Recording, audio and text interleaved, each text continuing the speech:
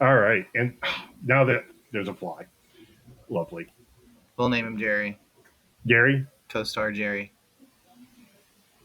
I love it.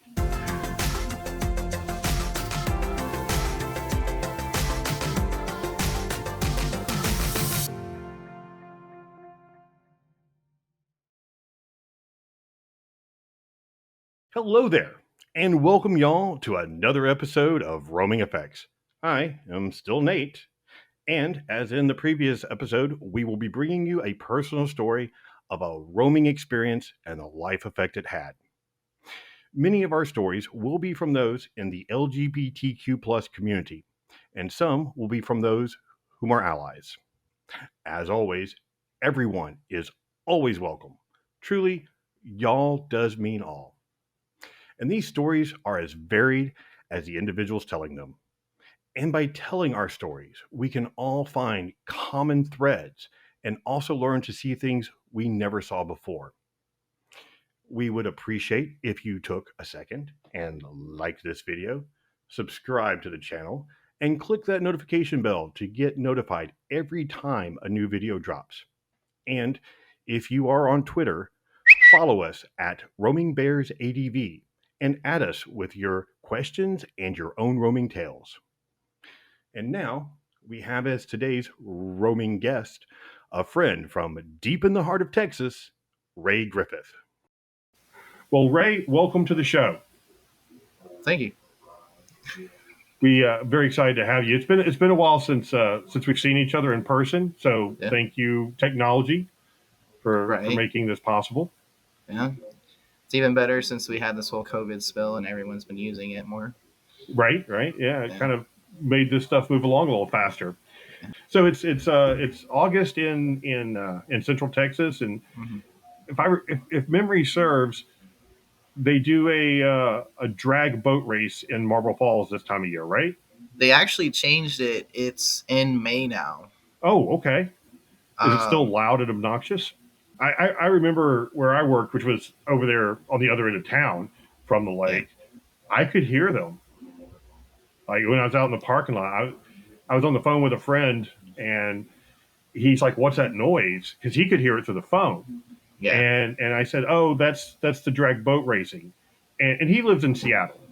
And so when I said that, he thought, because he knew I lived not far away from Austin, he thought it was drag queens on a boat racing.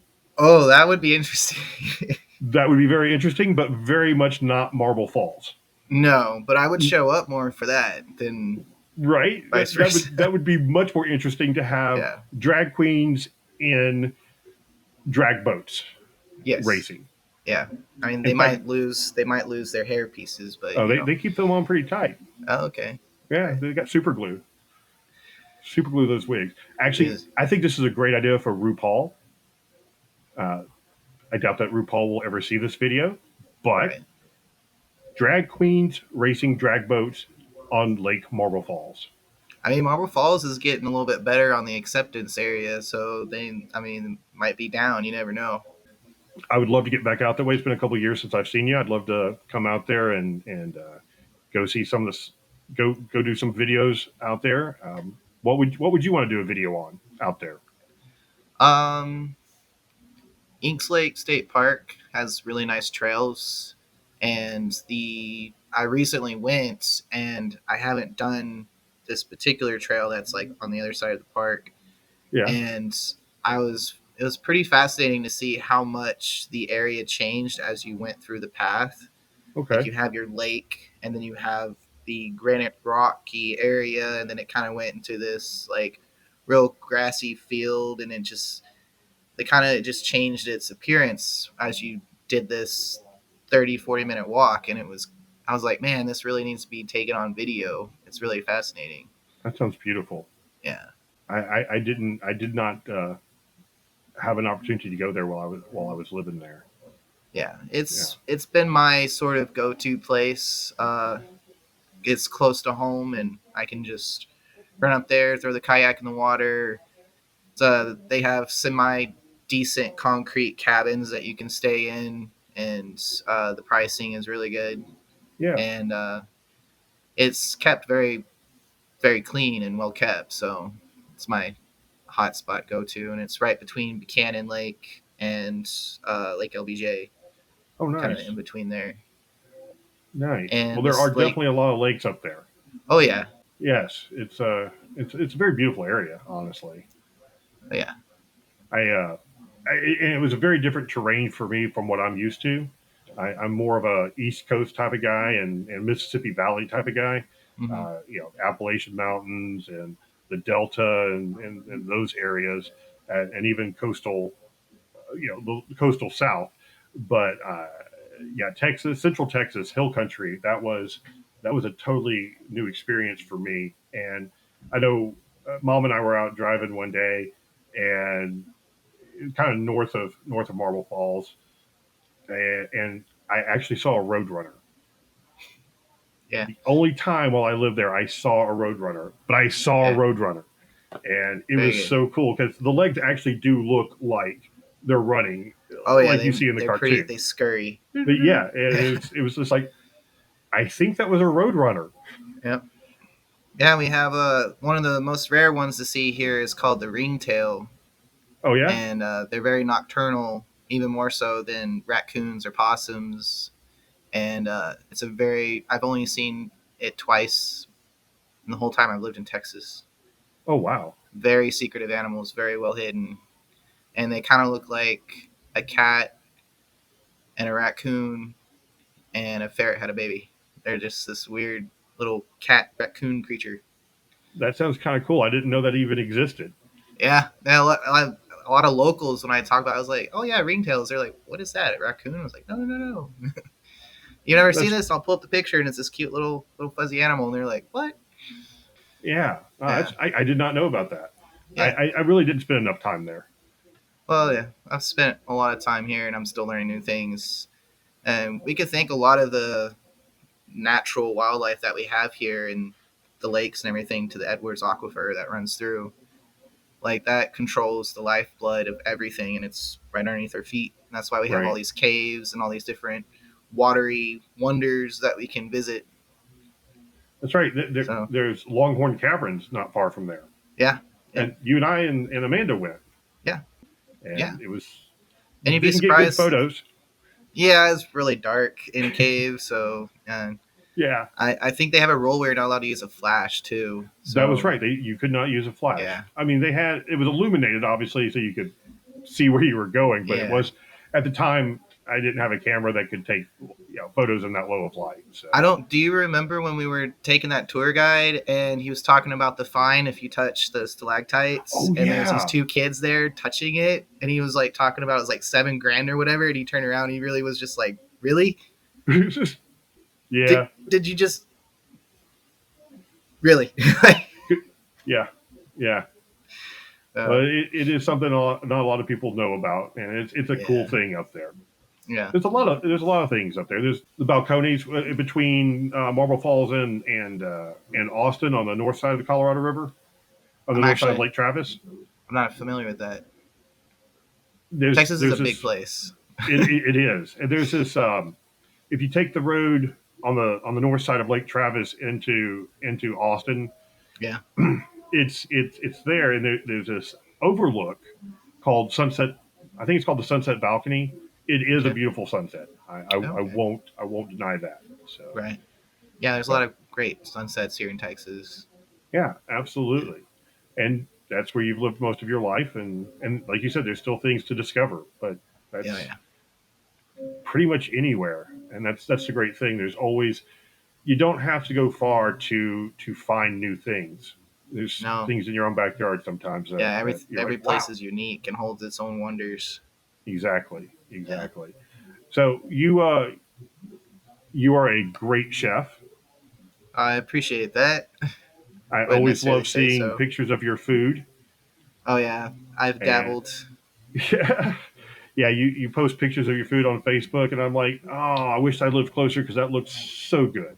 Yeah, that was the last restaurant I worked at. I had a lot more freedom with my ingredients to test Well, things out. now That was a that lot of that fun. restaurant had quiche, right? That was kind of their their Yeah, signature that's item. actually what brought me there as a customer, as I've never heard what quiche was before, and the server sold me on it, and I've loved quiche ever since. So I was like, whoa, I will say, I think egg every time I went there, pie. I had quiche. Actually, Not the I, steak and I cheese quiche that we made. oh, that Oh was yeah, good. That was yeah, it very was good. like a Philly cheesesteak quiche. Yeah, That was very popular. that was good. I absolutely did enjoy the quiches there. So I I know that wasn't the storied restaurant of Marble Falls. That would be the Blue Bonnet, and their pie is highly overrated. I Everyone was like, "Oh, you gotta go try the pie. You gotta go try the pie." And I took mom there, and Mm-hmm. we're you know we had the long wait. We had to wait in line because everybody wants to eat the Blue Bonnet, and our we were just I think we were getting just kind of breakfast food, and the waitress comes by like, "Are you going to try the pie?" Like, ma'am, we weren't, but we're kind of afraid not to now. Right. And it wasn't bad pie, but Yeah. I I've had better. Well, and then the question. Well, I haven't eaten a whole lot of pie there. Yeah, Um, I know they have a variety of types, and I've dabbled in baking, and I can say I've had better pie. Um, Not to downplay them, but when you're the only pie place in town, you're kind of the pie place. So right, right. I mean, yeah. they had Same pictures thing of on so many breakfast. people We don't eating their have a pie. Denny's or IHOP. Like the only breakfast go to, unless you want a breakfast burrito, is Blue Bonnet, Right. and it has a lot of historical significance. And anytime somebody reads about Marble Falls, Blue Bonnet, you know, Yeah. yeah, I mean, they picked a good name. yeah, and they've kept the town afloat, and uh, the owner before he's a really nice guy and very community oriented. So that really makes your restaurant too, is when you're like involved with your community Right. and a kind person. Like word of mouth is going to pass really fast in a small town if you're not that great of a person. So like This is very very true. Very very yeah, true. Well, I've got some questions for you if you're ready. yeah,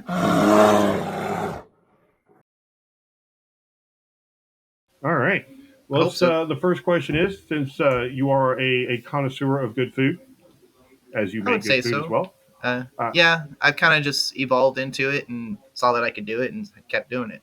well, you do a great job, and I hope you get to continue to do it. Yeah. But as someone who does have I guess a tongue for good food, I mean, you have an ear for good music, an eye for good art or photos. Do you have a tongue for good food? Is that what you would say? I mean, we just Sounds said it, or I just said yeah, it is now. it. It is now. Yeah, if it It is wasn't so. before, it is now. I have a But tongue a for tongue these for good things. food. Yeah, Yeah. yeah, Uh, I'm sure you like to try out places when you travel. yeah. When you work in the restaurant industry, you can't help but to look at everything when you walk in and kind of like want to dissect it for I both get that. function and food and drinks and all that. Yeah, Yeah, I do the same thing with movie theaters. yeah, yeah. See, I can't enjoy a movie anymore. oh no, I spent too many years working in movie theaters that when I go into one, yeah, I start seeing everything that is wrong. But in your travels, mm-hmm. and this doesn't have to be far from home. This could actually be at home. But Yeah. what has been kind of the best food experience? Not necessarily atmosphere, but just food Best that food you experience. the most memorable one you've had. Um, it was at the Domain in Austin. Um, and this was a 5-star restaurant. Took my mom there because I'm a mama's boy, but you are too. Uh, but I had filet mignon and I had an Irish coffee, and then it was so good I had to have their dessert. That I had the best creme brulee, and I am a judger of all other creme brulees after that. I've been That to is the baseline for good creme brulee. three other restaurants I went to afterwards, and I'm like, what is this? Take it away. I don't like it. Like it's Yeah. too oily. Like this is just pudding and sugar. There's no flavor. Right? Yeah, Yeah, I've had some bad creme brulee in my life, and yeah. I've had some really good creme brulee. All right, so next question: someplace you want to go that you haven't been? India is a big place on my list. Okay, Is the culture and the way, all the whole different lifestyle and function of India and the rainforest and just the all out beauty of it. And I like a lot of the stories that have come from India, like before the British ruined a lot of things, and right. like, but Yes. just the natural wonders of it, fascinates me. I like a lot of Buddhist, Hinduism kind Yeah. of things have always interested me, and I'd like to see a lot of their temples are just amazing. The structure and everything, like, and just mind blowing when it was the time it was built. It's like, how did you do this kind of stuff? I have been to Japan, That's and cool. it's been many years ago, but it was cool seeing some of the historic places outside of Tokyo, particularly uh, Shinto shrines, Oh Buddhist yeah, the temples. shrines. Yeah. It's something that you really nothing in the United States can really compare Right. to Yeah. these places. Uh, I I was talking to a guy not that long ago when I was living up near DC. He had just gone to Mount Vernon. He was from Scotland, and he was actually musing to me about how he they were talking about how old things were at Mount Vernon, and he's just like, it's not all that old. I have a pub down the road from me that's 500 years old. Yeah. Mount Vernon isn't old, and it was. I was like, you have a point. You have a Yeah. point. We are still a very young nation, so Right. you know. Ireland's on the list too. There's Oh an yeah. actual pub there that used to be a church hundreds of years ago, that my ancestors actually, his father was the priest and owned it, Oh and wow. his son didn't want to take over the job, so he's like, Dad, I want to go to America, there's a lot happening there, and he kind of left and didn't go back, and it was sold to somebody else that was turned into an inn pub, and it's that same building's been there for hundreds and hundreds of years. Oh wow. So yeah, I totally get what that guy's saying from Yeah. Scotland, where he's like, yeah, America's got nothing on us, Right. our There's some kings and tactile queens and history. castles and stuff like that. Yeah. Yeah. I mean, history you can not just see, but you can touch. If you ever travel through the Mississippi Delta, Hmm. preferably not in August. I don't recommend doing it in August. But in a cooler time of the year, there are actually a lot of ruins, and they're just mounds at this point. Yeah, that they've They're grown just over. mounds. There's the Winterville Mounds in Mississippi. There's one in Louisiana that I cannot remember. It's actually the largest of all the complexes, and these are really. I mean, you see them all throughout the Mississippi Delta, going on up towards Illinois, and into Illinois. There are these remnants of a civilization that existed before Europeans came to North America, Yeah. and that's the closest thing we have. They're Well, we just also have in mounds. the deserts, where they carved The their cliff homes. dwellings. Yeah. So there are things that are remnants, but nothing Yeah. like a pub down the street from you that's 500 years old. Yeah. Yeah. You know, I mean, we're lucky if we have a McDonald's down the street from us that's 30 years old. And they Right. tear Right. them down and build a new one, which actually is probably a good thing. But Yeah. we don't do that great on preserving history. Well, Blue Bonnet's been around for, I think, 70, 80 years. So And some of their waitresses have too. my I my girlfriend's a waitress there. didn't say all of I know, that's funny, them. and I'm laughing because you're kind of true on some of them. Yeah, yeah. Do they still not take But cards? Do they still cash only? no, they take cards now, and they used a futuristic toast POS system, handheld, swipe card right there, boom, Wow, with your server. wow. Yeah. I am shook.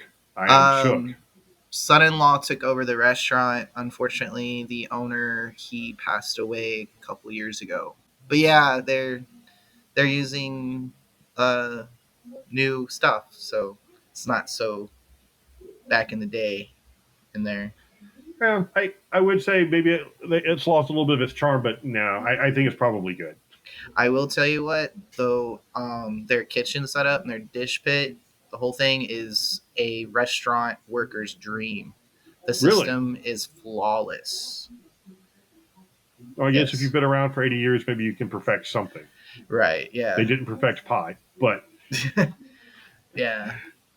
so, next question is if you could be a tree, what kind of tree would you be and why? I would say an elder tree.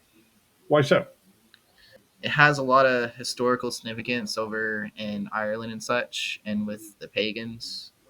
And it's very commonly used for elderflower wine. Culinary medicine is it has a lot of qualities to it. It's a protected tree over there. You're not allowed to cut it down. Oh, wow. It just has a lot of cultural significance, and it has also a lot of mythological stories to it, and Okay. just an overall tree that has this like a lot of significance to it. Sounds like a beautiful tree And to be. yeah, yeah. Yeah.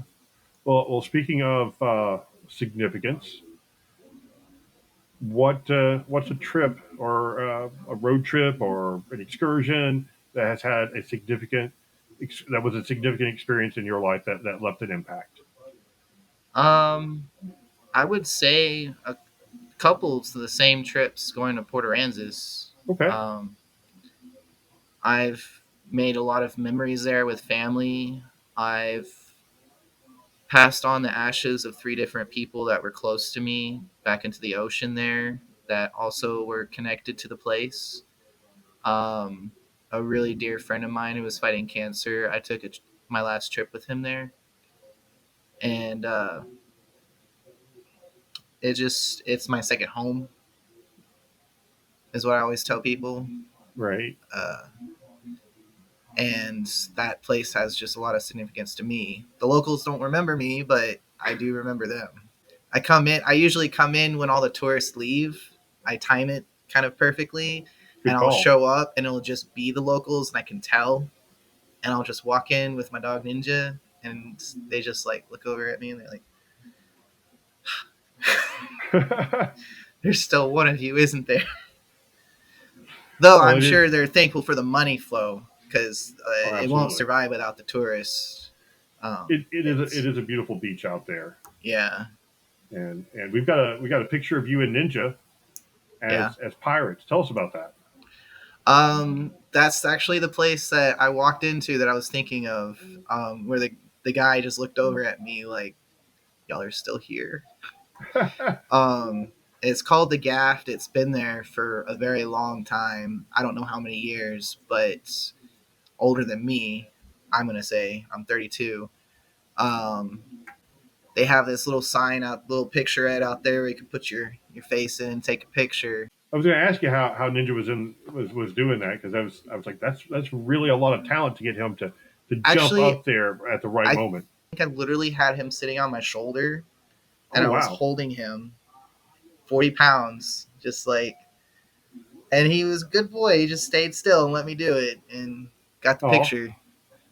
Uh, but yeah, that's my favorite place to go for cold beer. It's right by the beach there. I can walk to it, and they have really good pizza, and it has a lot of just that richness to it. It's not a chain place; it's a local run pub. They do chicken bingo. If you don't know what chicken bingo is, what it's is chicken bingo? I do not know. so it's a table out back. They have an outback area, and it's got all the numbers on it, and you pick your numbers, and the chickens get thrown in on top of it with the fence, and where they fecal, uh, you get the number. It's literally Okay, chicken bingo. okay, I had to ask the bartender one time. Someone mentioned chicken bingo, and I was like, "What is that?" It's like it's with the chickens, and where they that's drop different. their then hits the number, you win. And it was like, oh, chicken bingo makes sense. I love it though. I love it. I mean, And it's non-violent to the chicken, so it's not no, they like just peck cockfighting or around, anything. walk around. Everyone Yeah. just sits there, I guess, and stares at the chickens, waiting for their number to get picked. I will definitely say it's probably the most unusual game. Is Most country. Yeah, they also have another at the Gaft set sandbelt races too. okay, Uh, Literally like racing their sandbelts down this chute, kind of. and I thought drag boat racing was exotic. Right. Yeah. Yeah. I haven't witnessed it either. Like I always miss it. Like I always want to be there when it's happening, but it's One day, someday I'll see it. Someday I'll get to be involved. I may bring my own sandbelter, try and race well, it. make sure you take plenty of video and come Right. back and Right. tell us about Yeah. Yeah, definitely. it. So aside from the gaff and its unusual activities, Yeah. what else about Port Aransas draws you there besides family? The locals are always friendly. Um, it's very familiar. I had a lot of anxiety when I was younger, so going to a new place that I can maneuver around felt safe to me. And now I'll just run anywhere. But I'm older, more matured, and kind of worked through that. But I've always been drawn to the ocean, so it gives me a chance to stay for a while. And financially, I've always been in the low financial area. I could find a place to stay really cheap and not feel like I was in, downtown hearing cars shoot off and stuff like that kind of scenario. Uh, and it's a pretty clean place and easy to traverse through the city area. So it's very homey to me, very familiar with it. And the best part is standing on that beach and just staring at the ocean and just absorbing that ocean air. It is a very beautiful area, and I've been to the northern tip of Padre Island, which isn't far from there, Yeah. and it is the Gulf at that point. For anyone who thinks of the Gulf and it being not so pretty, this is a pretty spot. I know there's some pretty beaches in Alabama and the Florida Panhandle, uh, but they're always crowded. And you go out on the beach and you're stepping on plastic straws and getting attacked by Yeah. seagulls. Lots of seagulls. Um, but I remember that stretch of the Gulf being a little bit more peaceful and definitely there are still seagulls, just not as many. Yeah, and Seems it's to be a more barrier pelicans. island. It's very spread out, so everyone can just go to their own area of the beach. One of the big things that draws me to it is it's a huge nature kind of well protected area. You have your small chunk of Port A that's like city a little bit with all your tourist gift shops and all your different restaurants, and then the marina and everything right there, and everything's kind of city like. And then you go a little further out, and you're getting into the Mustang Island uh, State Park area, and there's a lot of efforts from locals in the area that keep from development happening in certain areas for the wildlife, because you have a lot of migratory birds that really rely on this island. You have the dolphins and all the fish and wildlife that call the place home, not just in that area, like more into the Everglade like marshes. And it can get pretty trashy, but it's sort of in a way maintained and protected. And um, I'm very fascinated in wildlife, and I've gotten some of my best shots and experiences with the huge variety of different animals I'm not used to further inland. Like you have all your little ghost crabs in the morning waking up, opening your tent, and you just see them scurrying everywhere, and then they freeze, and they're just like and then you freeze, and they're like, oh, okay, it's safe, and then they scurry, further away, and it's like really cool Right. experience. And um, kayaking in that area is really wonderful. Um, I made the mistake of trying to fight the waves coming into the barrier one Oh time, yeah. but it was a lot of fun. I got to the second, third sandbar and then turned around and back to the beach. But on the Did other you? side of the island, there's a huge, and I sent you a map of it from the state park trail that they even mapped out for you to take on your kayak, where you can get closer to like the bird center. Then the bird center there and everywhere can like get you on a pier, but on a kayak, you're like even more in depth in the wildlife. That's awesome. That is really awesome. I know a lot of I know a lot of the barrier islands on the East Coast, especially Maryland, Virginia. Uh, there's a lot of kayaking trails too, and Yeah. specifically, you want to do that to see the wildlife. Mm-hmm. Assateague and is one of those areas. They have wild horses that live on the islands, and you can kayak, in the inner channel and kind of get closer to the horses. I've only kind of been in Port Aransas, grabbed the ferry back into the mainland over to Mm-hmm. Corpus Christi and everything, but I've not. It sounds like I should have spent a little bit more time there. I mean, you can spend 2 weeks there and still have plenty of stuff to find and do.